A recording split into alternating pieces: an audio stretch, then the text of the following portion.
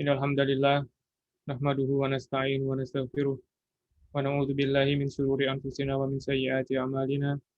May yahdihillahu fala mudilla lahu wa may yudlilhu fala hadiya lahu. Asyhadu an la ilaha illallah wahdahu la syarika lahu wa asyhadu anna Muhammadan abduhu wa rasuluh. Allahumma shalli wa sallim wa barik ala nabiyyina Muhammadin wa ala alihi wa sahbihi ajmain, amma ba'd. Baik, Bapak Ibu, rekan-rekan yang saya muliakan dan semoga juga dimuliakan oleh Allah Azza wa Jalla. Eh, Pertama-tama saya pengen konfirmasi, suara saya apakah cukup jelas? Jelas, Ustaz. Baik. Selanjutnya saya mohon izin share screen ya. Ya, Ustaz, silakan, Ustaz. Sudah jadi co-host, insya Allah bisa.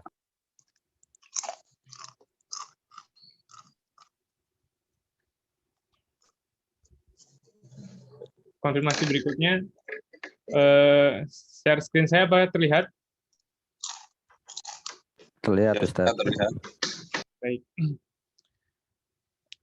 Baik, Bapak dan Ibu sekalian dan rekan-rekan yang dirahmati oleh Allah, tema sharing session ya, saya lebih senang menyebut demikian. Pada malam ini adalah kaitannya dengan surga dan kebaikan yang sederhana. Mungkin kita sama-sama tahu ya bahwa dalam masa pandemi sekarang ini silih berganti kita dengar kabar kewafatan di sekitar kita ya, entah itu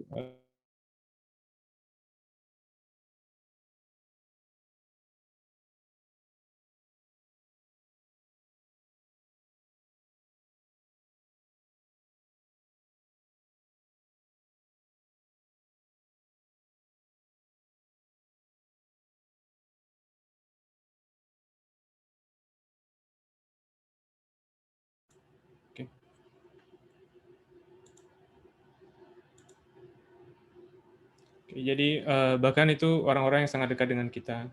Nah, jadi kematian itu terasa begitu dekat begitu ya.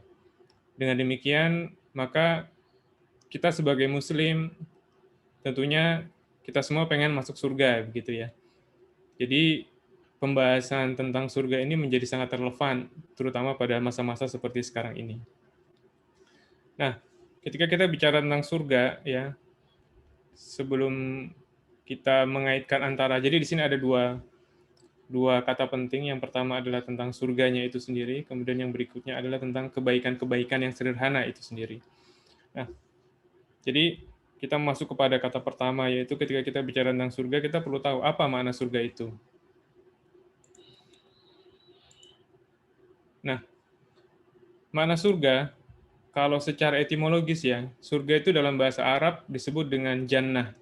Disebut dengan jannah ya. Dia mengandung unsur jim nun nun gitu ya. JNN, jim nun nun. Yang dalam bahasa Arab itu memiliki makna ketertutupan atau makna satar ya. Karena itu kata junnah, junnah ini juga sama, unsurnya sama, jim nun nun, itu adalah perisai. Kenapa? Karena perisai itu menutupi si pemilik perisai. Kemudian juga jin ya. Jim nun nun juga jin. Jin itu adalah makhluk yang tak kasat mata. Dia makhluk yang tertutup, tersembunyi ya, tertutup dari pandangan. Begitu pula kita kenal janin gitu ya. Janin dalam bahasa Arab juga disebut dengan janin. Janin itu bayi dalam perut ibu. Dia juga tertutup oleh perut ibunya. Kemudian dalam bahasa Arab juga ada yang disebut dengan junun al-lail ya, malam yang gelap gulita. Kenapa disebut junun al-lail? Karena malam yang gelap gulita itu menutupi apa yang ada di dalamnya. Apa yang ada di dalamnya itu tidak kelihatan. Begitu pula junun itu juga dipakai untuk kata gila ya. Gila, majnun gitu kan, orang gila. Kenapa? Karena orang gila itu tertutupi akalnya. Ya. Begitu pula halnya yang dengan bahasan kita yaitu jannah. Jannah itu kalau diterjemahkan bebas itu artinya diterjemahkan secara bahasa itu artinya kebun yang lebat gitu ya. Kenapa kebun itu disebut jannah, mengandung unsur jim nun nun tadi? Karena kebun yang lebat itu menutupi apa yang ada di dalamnya. Jadi kalau kebun itu lebat ya, itu kan sinar juga mungkin sulit untuk masuk gitu ya. Sinar cahaya matahari itu tertutupi gitu. Jadi tidak terlihat ya, tidak terlihat secara sinar matahari itu sulit untuk masuk. Dia tertutupi. Nah, itu adalah makna jannah secara etimologis atau secara kebahasaan. Adapun secara istilah, secara terminologis, ini adalah salah satu definisi yang saya kira bagus terkait dengan jannah, yaitu yang disebut dengan jannah itu adalah darul khuludi wal karomah. Itu adalah negeri yang abadi dan negeri yang mulia. Allati a'adallahu azza wa jalla li'ibadihil mu'minin. Yang Allah persiapkan bagi para hambanya yang beriman. Wa akramahum fiha bin nadhar ila wajhil karim. Nah, ini sangat penting sekali. Dan Allah memuliakan mereka di dalamnya bin nadhar, dengan memandang wajahnya yang maha mulia. Wa fiha minan na'im al-muqim al-abadi, dan di dalamnya terdapat nikmat-nikmat yang kekal, mala ainun ra'at wala udunun sami'at wala khatara ala qalbi bashar. Dan di dalamnya ada nikmat-nikmat yang kekal yang tidak pernah dilihat oleh mata dan tidak pernah didengar oleh telinga dan juga bahkan tidak pernah terlintas dalam kalbu seorang manusia. Jadi ini adalah terkait dengan definisi surga. Nah, kalau kita komparasikan antara surga dengan dunia, maka sebentar ya.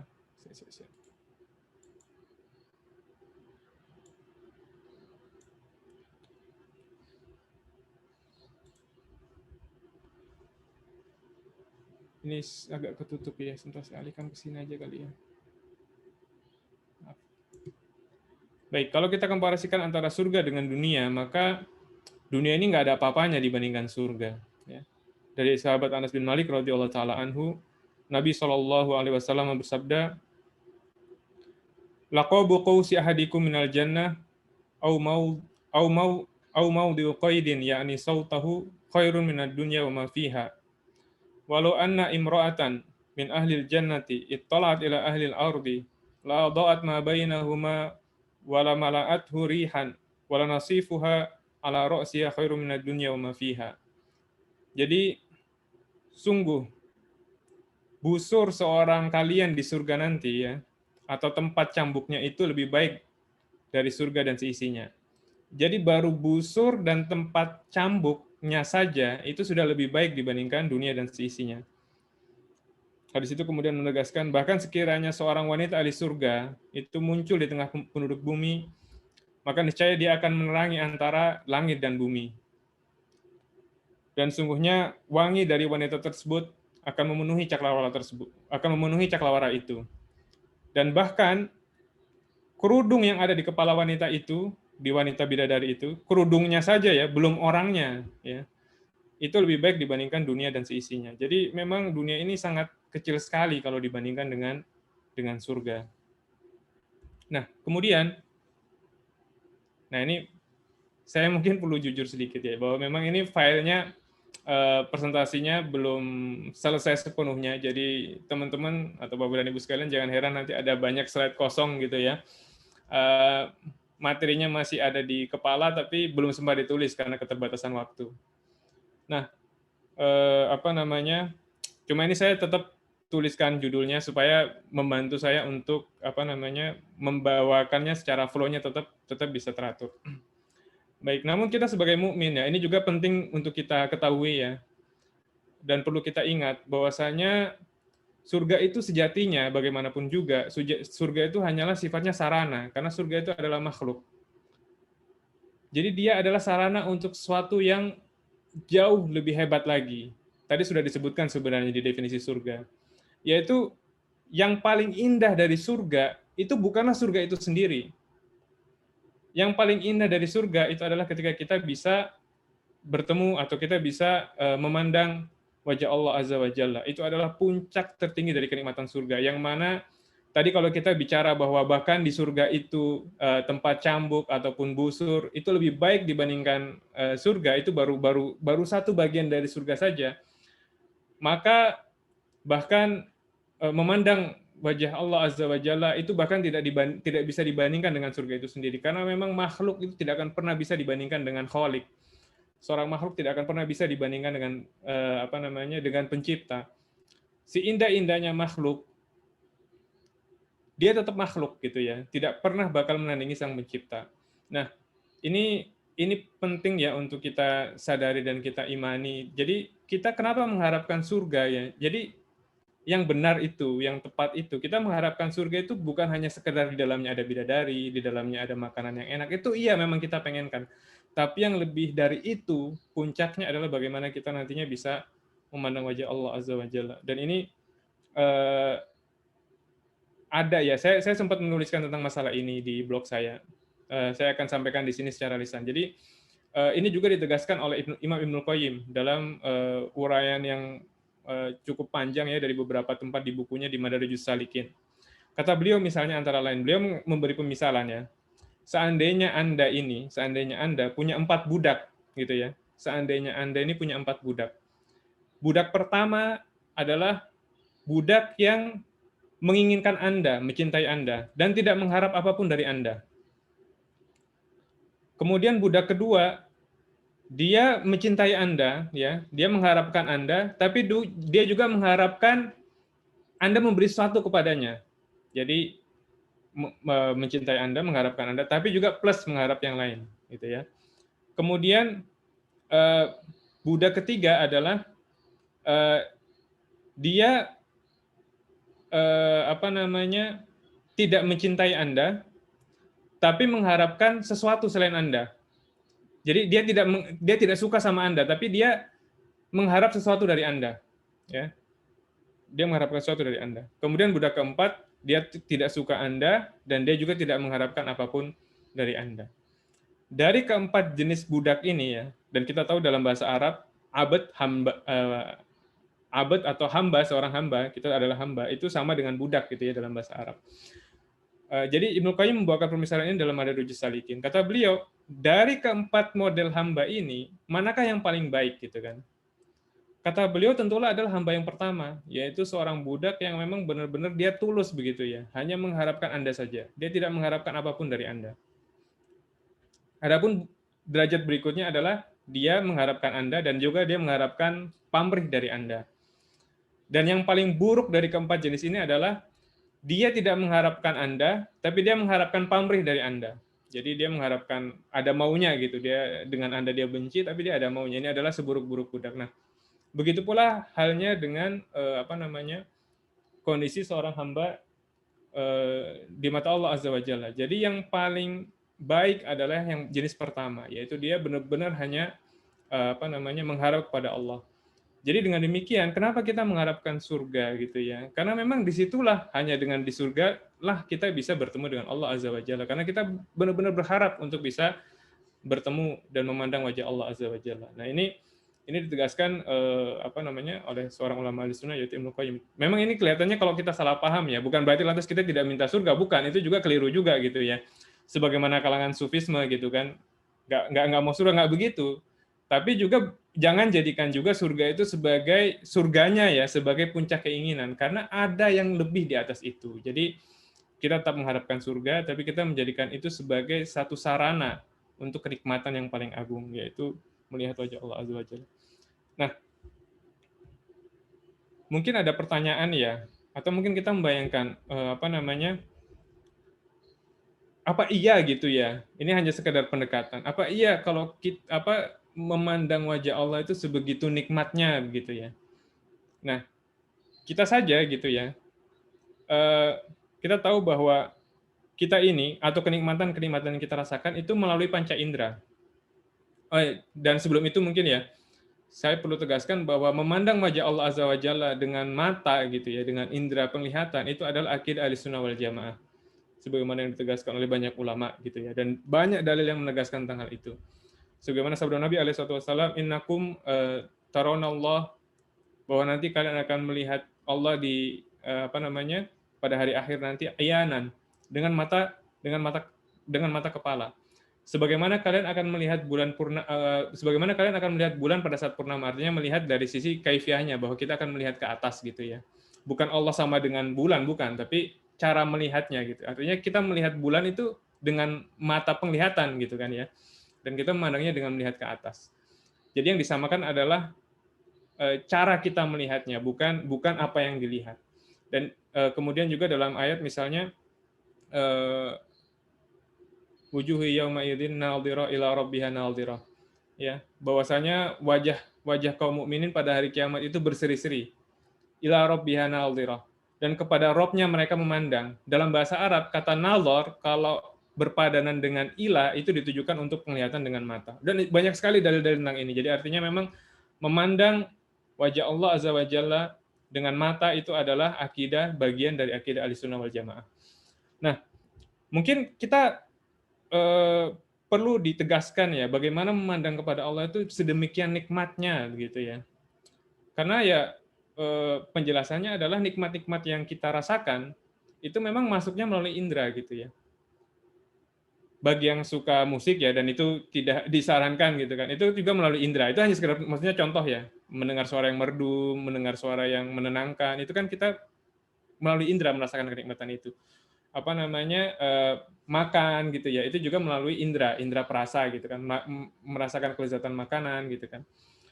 Bahkan termasuk juga berjima bagi yang sudah memiliki pasangan, itu juga kan dengan indera perasa gitu.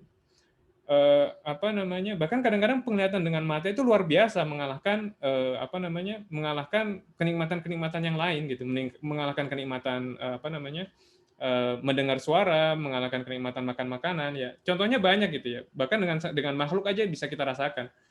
Misalnya kalau kalau apa namanya, ya kalau saya di Android saya kebetulan ada itu misalnya VR ya. Saya kadang-kadang tuh pakai VR untuk melihat misalnya destinasi, ngelihat Mekah, ngelihat mana gitu ya destinasi. Jadi kadang-kadang tuh nggak perlu kemana-mana, udah pakai VR aja. Itu juga udah terasa nikmat. Nah, begitu juga misalnya kalau orang yang seneng ya melihat sunset gitu ya contohnya ya, melihat Milky Way, galaksi, itu kan subhanallah itu terasa itu nikmat gitu ya. Kemudian juga bagi yang pernah snorkeling gitu ya, saya pernah gitu snorkeling dulu waktu kerja gitu, melihat itu subhanallah itu luar biasa sekali indahnya itu kerasa gitu ya, taman bawah laut. Kemudian ini contohnya misalnya Bromo gitu ya, artinya kenikmatan memandang itu luar biasa. Kemudian juga bahkan tidak jarang untuk melihat suatu pemandangan yang luar biasa gitu ya, itu kita keluarkan duit itu kita berani gitu ya, bahkan bertaruh nyawa misalnya ya itu tadi misalnya orang-orang yang suka naik gunung gitu ya, melihat pemandangan dari atas misalnya ke Mount Everest, itu biayanya mungkin paling kurang 500 miliar ada kali, belum lagi persiapan berbulan-bulan. Taruhannya pun nyawa gitu ya, untuk sekedar merasakan sensasi melihat bagaimana di puncak gunung tersebut. Nah, kemudian yang terbaru misalnya wahana Blue Origin ya, apa namanya, di atas gitu ya, yang ya hanya bisa dinikmati oleh orang kaya. Ini nggak tahu biayanya berapa besar gitu ya.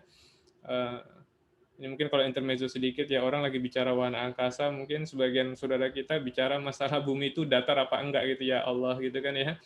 Itu sangat tidak relevan sekali zaman sekarang. Nah, ini agak sedikit out of topic ya. Tadi katanya apa namanya, teman saya Mas Hendy mau ikut. Ada Mas Hendy nggak ya? Nggak ada ya? Hadir. Ada Ustaz. Iya, jadi nah ini kalau intermezzo sedikit ya, sisipan informasi adalah bahwa bulatnya bumi itu adalah pendapat ulama ya. Jadi kita mengikuti bulatnya bumi itu bahkan sebelum NASA ada itu ulama Islam ya Ibnul Munadi satu milenium lalu ya, lebih dari 1000 tahun lalu, sebagaimana dinukil oleh Ibnu Taimiyah ya, itu mengatakan bahwa ijma ulama bumi ini bulat gitu ya. Kemudian diikuti oleh Syekh Albani, Syekh bin Baz, Syekh Ibnu Utsaimin dan banyak sekali ulama lainnya gitu. Bahkan ini adalah merupakan kesepakatan ulama. Jadi memang pendapat-pendapat seperti ini yang nyeleneh-nyeleneh gitu ya sebaiknya ditinggalkan gitu ya. Baik, kembali ke sini ya. Jadi intinya kembali ke sini, kalau demikian indahnya makhluk itu ya, sampai kita rela bersusah payah gitu kan. Bahkan mungkin ada orang yang sampai ke luar negeri pengen lihat aurora borealis dan sebagainya macamnya gitu. Maka bagaimana lagi dengan keindahan Allah ya, Azza wa Jalla, itu tentu sangat luar biasa dan tidak akan pernah bisa dibandingkan dengan keindahan makhluk. Baik, kemudian selanjutnya lalu gitu ya, ya tadi kalau kita bicara tentang keindahan surga, lalu siapa yang nanti masuk surga dan berapa banyak orang yang masuk surga? Dalam hadis Nabi Alaihissalam ya, disebutkan bahwa dari 100 orang gitu ya, dari 100 orang itu 1 orang yang akan masuk surga dan 99 lainnya masuk neraka. Kalau begitu banyak sekali ya yang masuk neraka itu ya dibandingkan yang masuk surga. Bahkan dalam hadis ini disebutkan bahwa umat Nabi yang masuk surga itu seperti halnya bulu putih pada lembu dibandingkan dengan bulu yang hitam, gitu ya. Nah, sabda Nabi ini perbandingannya itu bukan hanya antar sama, jadi jangan salah dipahami juga. Perbandingan ini juga yang masuk surga ini terhadap seluruh umat manusia gitu ya. Jadi termasuk dibandingkan dengan orang yang non Muslim. Bahkan dalam hadis lain yang menjelaskan bahkan termasuk dibandingkan dengan Ya'juj wa Ma'juj gitu ya, dengan Gog Magog. Yang mana jumlah Ya'juj wa Ma'juj itu banyak sekali gitu ya nanti pada akhir zaman kelak. Jadi ini adalah perbandingan dibandingkan dengan total seluruh umat manusia ya, dan memang yang masuk surga itu sedikit gitu ya dibandingkan dengan yang tidak. Baik, kalau demikian yang masuk surga juga sedikit, surga demikian nikmatnya, maka amal apa saja yang bisa mengantarkan kita ke surga gitu ya.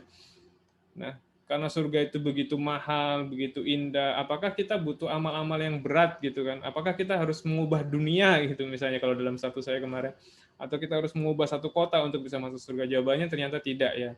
Bahkan nanti akan kami sebutkan ya hadis-hadis Nabi Alaihissalam yang menunjukkan bahwa amal-amal yang remeh, yang sederhana yang bisa kita lakukan itu cukup untuk mengantarkan seorang itu ke dalam surga. Yang pertama adalah hadis Nabi Alaihissalam ya. Nabi bersabda bahwa dalam hadis yang sahih yang diriwayatkan oleh Imam Bukhari dan Muslim, bahwasanya ada seorang pria dari Bani Israel itu melihat seekor anjing yang kehausan. Kemudian beliau pun melepas sepatunya ya dan memberi minum pada air yang kehausan tersebut. Hal ini membuat Allah ridho dan kemudian sebagai balasannya orang itu masuk surga. Jadi hadis ini menjelaskan bahwa seorang itu masuk surga karena memberi minum pada seekor anjing. Ingat yang disebutkan di sini adalah anjing. Anjing itu juga bukan hewan yang ya kita tahu anjing dalam Islam bahkan air liurnya itu najis gitu.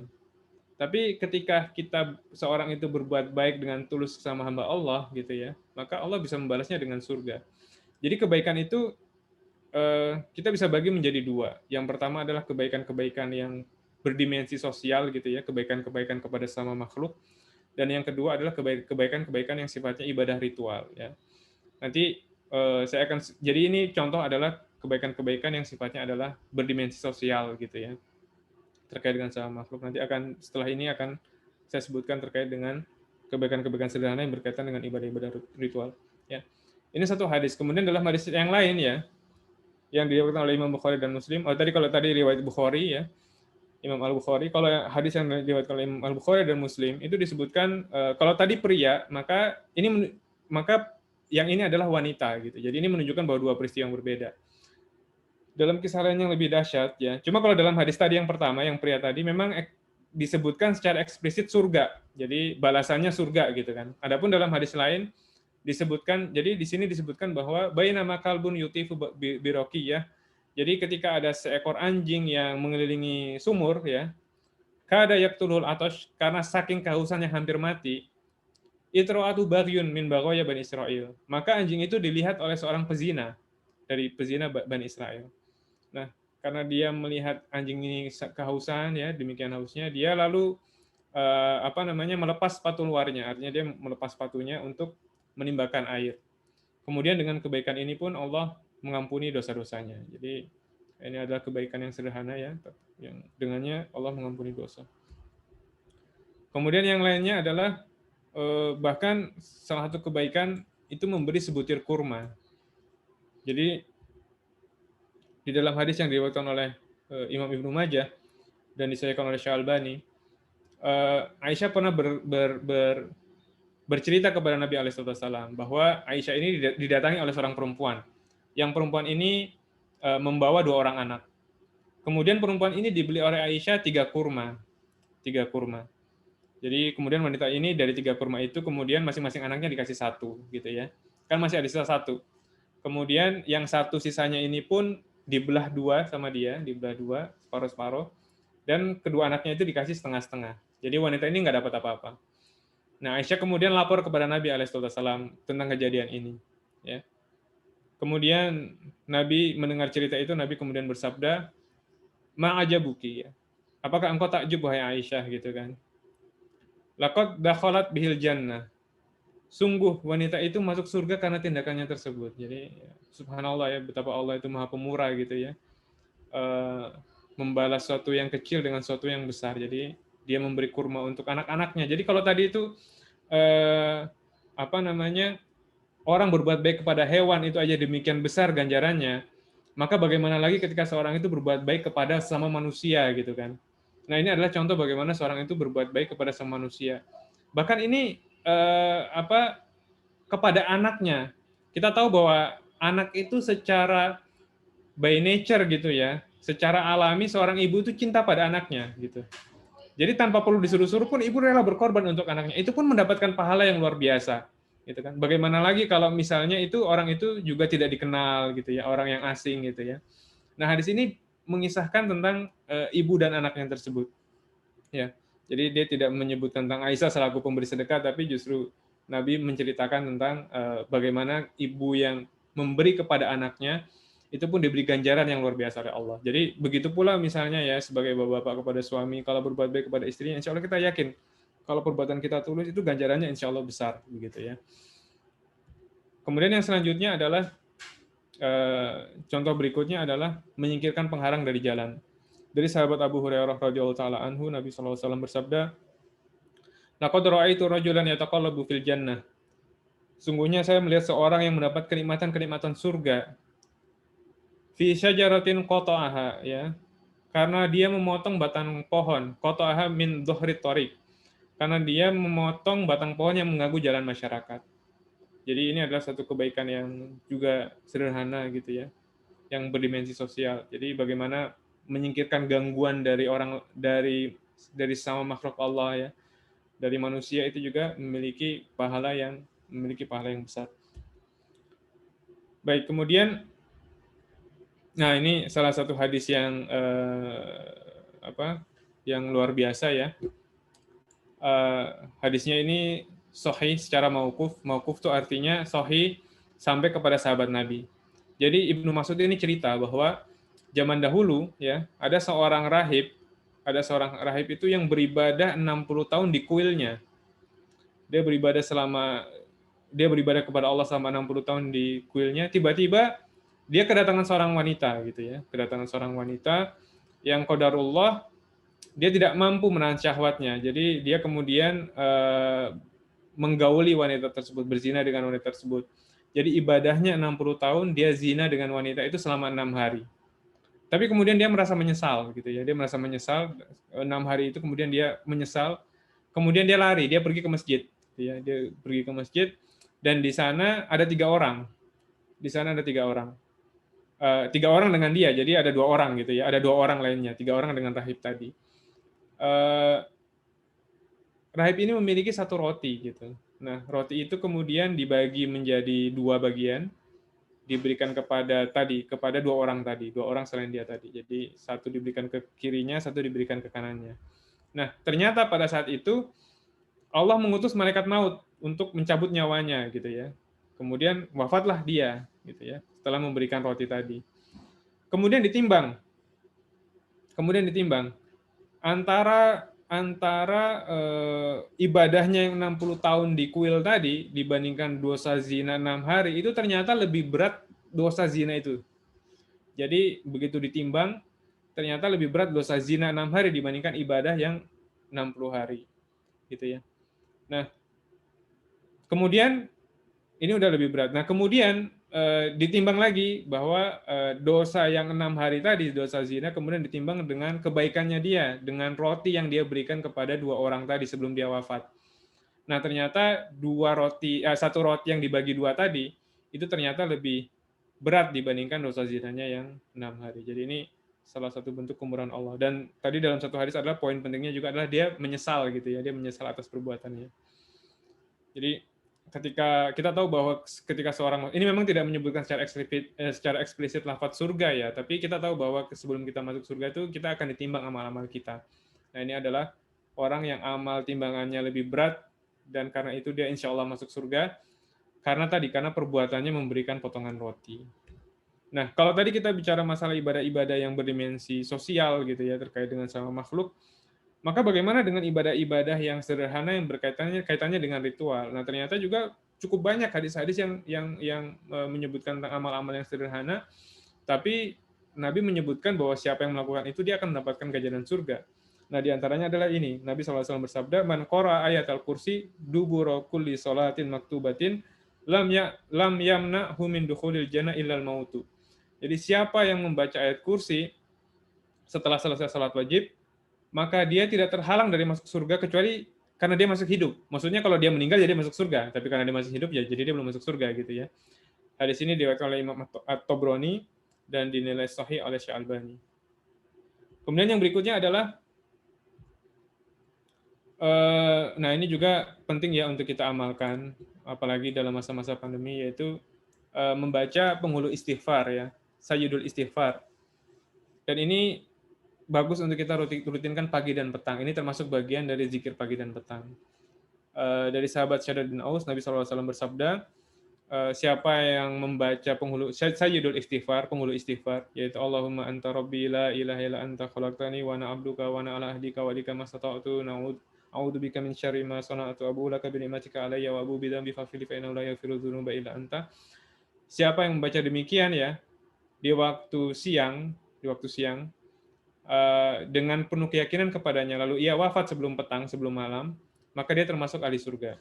Dan siapa yang membacanya di waktu petang, di waktu malam, dengan penuh keyakinan, sebelum masuk waktu pagi, maka dia termasuk ahli surga. Jadi ini termasuk amal zikir pagi dan petang yang jangan sampai kita lalai. Dan dari hadis ini juga mungkin ada satu faedah lain ya. Kita tahu, bagi teman-teman yang tahu bahwa para ulama itu beda pendapat terkait dengan waktu zikir pagi dan petang. Ada yang mengatakan dari fajar sampai terbitnya matahari gitu ya, ada yang menyatakan sampai zawal.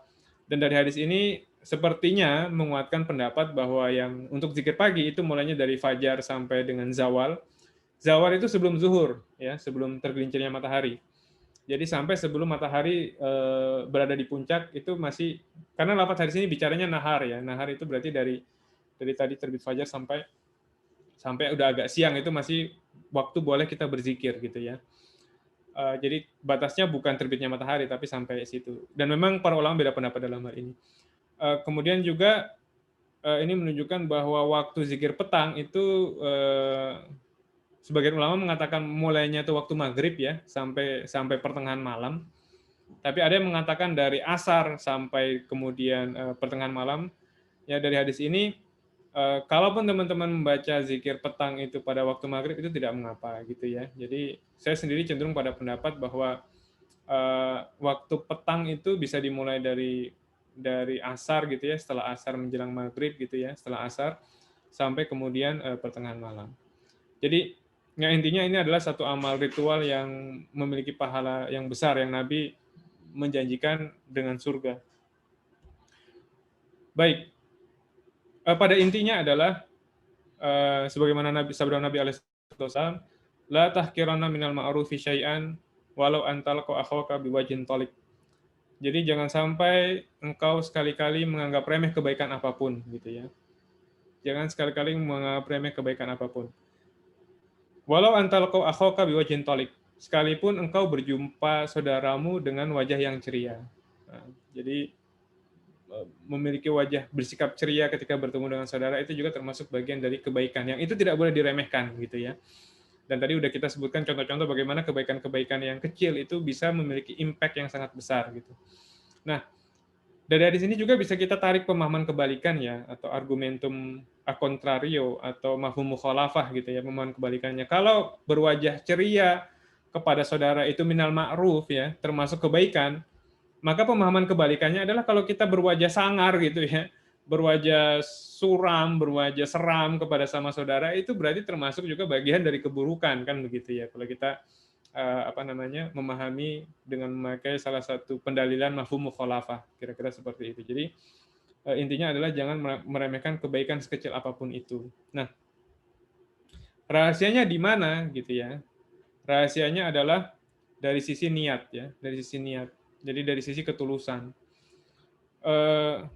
Ibnu Mubarak berkata, Ya, beliau ini adalah salah seorang ulama salaf yang wafat pada tahun 181 Hijriah. Rubba amalin saghirin tu'azzimuhun niyah wa rubba amalin kabirin tusaghirun niyah.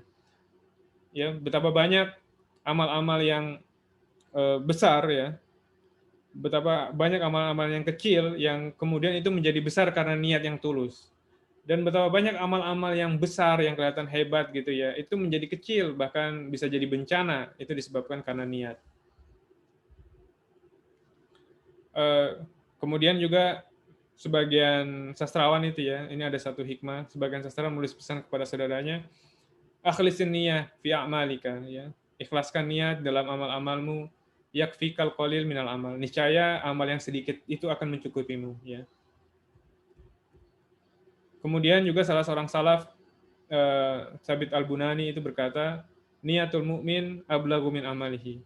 Sesungguhnya niat seorang mukmin itu lebih melaju dibandingkan amalnya. Jadi maksudnya bagaimana? Maksudnya dalam hadis juga dijelaskan bahwa ketika kita sudah berniat melakukan sesuatu ya, dan sudah misalnya udah niat saya insya Allah besok puasa gitu misalnya ya, atau saya melakukan amal apa ternyata kelupaan, maka itu sudah dicatat sebagai suatu pahala meskipun dia belum melakukan gitu ya. Ini menunjukkan bahwa memang niat seorang mukmin itu lebih cepat sampai, lebih melaju dibandingkan amalannya. Jadi niat itu bisa menyegerakan sampai tapi juga bisa menghambat. Jadi amal besar juga bisa jadi macet gitu kan karena niatnya salah.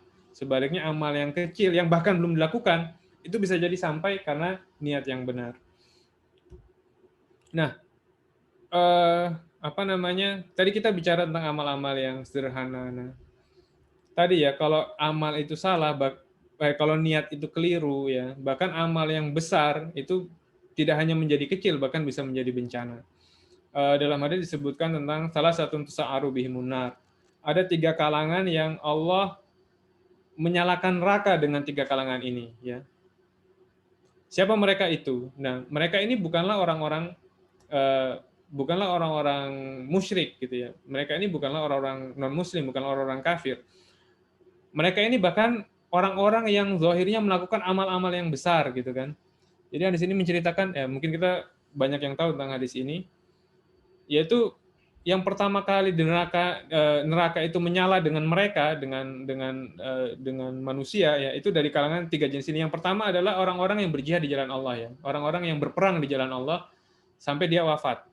Kemudian yang berikutnya adalah orang-orang yang bersedekah, yang banyak bersedekah untuk kebaikan-kebaikan. Kemudian yang ketiga adalah orang-orang yang mengajarkan kebaikan kepada manusia dari kalangan ulama dan dari kalangan qori gitu ya, yang membaca kitabullah. Nah, 3 orang ini dipanggil oleh Allah, kemudian Allah bertanya, apa yang kalian lakukan di dunia? Orang yang berperang mengatakan, ya Allah, saya menggunakan nikmatmu untuk berperang di jalanmu sampai aku terbunuh. Kemudian Allah berkata, dusta, engkau berperang itu supaya engkau dibilang sebagai pahlawan, sebagai pemberani. Maka dia dilempar ke neraka, dilempar duluan begitu ya. Kemudian begitu juga dengan orang yang bersedekah. Apa yang kamu lakukan di dunia? Ya Allah, dengan nikmat-nikmatmu aku banyak berbuat kebaikan, aku berderma kepada sesama. Apa namanya? Dalam rangka untuk meraih ridhamu, kata Allah, dusta, engkau melakukan itu supaya disebut sebagai orang yang dermawan. Kemudian juga datang seorang ulama ya, ulama kalangan ulama dan juga qori. Apa yang kau lakukan di dunia? Saya mengajarkan ilmu dan membaca kitabmu. Kata Allah, dusta, engkau melakukan itu supaya engkau disebut sebagai seorang qori, sebagai seorang alim, maka dilempar di neraka. Jadi justru amal-amal yang luar biasa besarnya ini yang menyebabkan yang kita lihat itu orang itu dahsyat gitu ya ketika berbuat kebaikan. Itu justru malah masuk neraka duluan. Nah, terkait dengan hadis ini ya, Ibnu Qayyim menukil dari gurunya, dari Syekhul Islam Ibnu Taimiyah, bahwa 3 orang ini ya kita tahu ada hadis lain berbunyi bahwa al ulama warasatul anbiya. Sesungguhnya para ulama itu adalah pewaris para nabi gitu ya. Tapi dalam hadis ini ulama yang duluan masuk neraka karena niatnya salah gitu. Jadi kata Ibnu Qayyim ya menukil dari gurunya Syekhul Islam dalam kitab Ad-Dawa, kata beliau 3 kalangan ini merupakan orang-orang yang paling baik sebenarnya setelah para nabi. Tiga golongan ini merupakan orang-orang yang paling baik setelah para nabi. Cuma karena niatnya keliru, jadi instead of dia menjadi orang yang paling baik gitu ya setelah para nabi, alih-alih dia menjadi orang yang paling baik secara nabi, mereka ini justru menjadi orang-orang yang paling buruk setelah para nabi. Karena itu mereka masuk neraka duluan, begitu ya. Jadi itu tadi. Jadi kalaupun niat kita keliru, maka amal yang besar itu menjadi tidak berguna, bahkan menghancurkan. Sebaliknya justru amal-amal yang kecil, kalau niat kita benar, itu justru bisa menyebabkan kita mendapatkan ganjaran yang luar biasa, yaitu surga Allah Azza wa Jalla. Apa namanya? Nah, di sisi ini juga berlaku kaidah ya, high risk high return gitu ya. Bahwasanya ini mungkin pernah saya sampaikan di tempat lain, bahwasanya ketika suatu amalan itu besar gitu ya, maka kalau dia tidak ikhlas, maka resikonya juga besar. Jadi suatu amalan yang besar itu mengandung potensi dosa yang juga besar, yang luar biasa besar. Contohnya misalnya bagaimana bersikap baik kepada orang tua gitu. Bagaimana bersikap kepada orang tua. Bersikap kepada orang tua itu kalau kita lakukan dengan baik dan benar, itu pahalanya besar sekali. Sebaliknya, kalau kita salah menyikapi, dosanya juga besar sekali gitu ya. Jadi pada suatu yang pahalanya sangat luar biasa besar gitu ya, pada amal-amal yang tampak luar biasa, itu juga kalau kita salah mentreat, salah menyikapi, itu juga mengandung potensi dosa yang luar biasa. Misalnya tadi contoh yang paling gampang adalah kalau dia tidak ikhlas. Ya. Nah, sebagai terakhir karena waktunya juga selesai ya. Jadi amal untuk masuk surga gitu ya, untuk bisa nantinya dengan masuk surga itu kita berharap semoga kita bisa melihat wajah Allah Azza wa Jalla. Itu sederhana, tapi yang penting adalah didasari oleh keikhlasan ya, dan sesuai dengan sunnah, tidak melanggar sunnah, dan yang penting itu juga lebih bagus lagi kalau dia dilakukan secara kontinu. Hal ini sebagaimana firman Allah Azza wa Jalla, "Alladzi khalaqal mauta wal hayata liyabluwakum ayyukum ahsanu amala." Bahwasanya Allah lah yang menjadikan mati dan hidup supaya Dia menguji kamu siapa di antara kamu yang paling baik amalnya, yang lebih baik amalnya. Ya. Di sini Allah menggunakan redaksi yang lebih baik amalnya, ahsanu amala. Ya, kata para ulama, bukan yang paling banyak amalnya. Jadi amal itu bukan yang banyak-banyakan gitu ya, tapi yang bagaimana yang terbaik. Dan juga bukan yang paling besar misalnya ya, bukan juga yang paling berat amalnya, tapi yang paling baik amalnya. Apa yang paling baik itu? Fudail bin Iyad ya, salah seorang salaf, dan ini kemudian diikuti oleh para ulama setelahnya, menafsirkan bahwa yang ahsanu amala akhlasu wa aswabuhu. Yang paling baik amalnya itu adalah amal yang paling ikhlas dan amal yang paling benar ya. Amal yang paling ikhlas itu adalah yang benar-benar ditujukan untuk meraih ridha Allah Azza wa Jalla, dan yang paling benar yaitu yang tidak bertentangan dengan sunnah, yang sesuai dengan sunnah. Nah, amal yang paling ikhlas ini tentunya dengan demikian berarti amal yang dibangun di atas tauhid ya. Amal yang dibangun di atas tauhid. Karena kalau amal tidak dibangun di atas tauhid, itu tidak dikatakan bahwa amal itu ikhlas. Tidak dikatakan amal itu ditujukan untuk meraih ridha Allah Azza wa Jalla kalau dia tidak dibangun di atas tauhid. Bahkan dalam ayat disebutkan bahwa amal itu akan dijadikan habaan mansura, sebagaimana halnya debu-debu yang berterbangan begitu ya. Nah, di sini juga menunjukkan tentang kebaikannya tauhid atau pentingnya kita mendalami tauhid gitu ya. Bahkan dalam hadis tauhid la ilaha illallah itu juga sesuatu yang sebenarnya sederhana juga tapi luar biasa. Makanya dalam sebuah hadis disebutkan bahwa kalau sekiranya la ilaha illallah itu ditimbang ya, dan alam semesta ditimbang, tentunya akan lebih berat la ilaha illallah. Jadi tauhid itu sangat luar biasa, dan amal sederhana yang dibangun atas tauhid, semakin ikhlas dia, semakin kuat tauhidnya, maka itu juga akan luar biasa amal tersebut. Kemudian selain itu Nabi juga pernah ditanya ya, ayul amali ahabu ilallah, amal apa yang paling dicintai oleh Allah, dan beliau menjawab yang paling kontinu ya, yang paling konsisten gitu ya. Kemudian juga selain itu juga amal yang baik ya, sebagaimana perkataan sahabat, beliau berkata bahwa iktisadun fi sunnah khairun min ijtihadin fi bid'ah. Jadi sungguhnya sederhana dalam sunnah, sederhana dalam hal-hal yang memang ada dalilnya yang jelas gitu ya, yang tidak bertentangan dengan sunnah, itu lebih baik dibandingkan bersungguh-sungguh dalam bid'ah. Nah, mungkin kalau contoh sederhana kita semua tahu ya bahwa subuh misalnya ya 2 rakaat, itu tentunya pasti kita yakini lebih baik dibandingkan orang yang sholat subuh misalnya bisa karena dia merasa kuat dia sholat 20 rakaat, tetap lebih baik 2 rakaat. Kenapa? Karena itulah yang disebutkan dalam sunnah gitu kan. Nah, kira-kira demikian. Saya kira sampai di sini yang bisa saya sampaikan ya. Semoga ada manfaatnya. Selanjutnya saya serahkan kembali ke moderator, ke Mas Bayu. Falyatafadhal.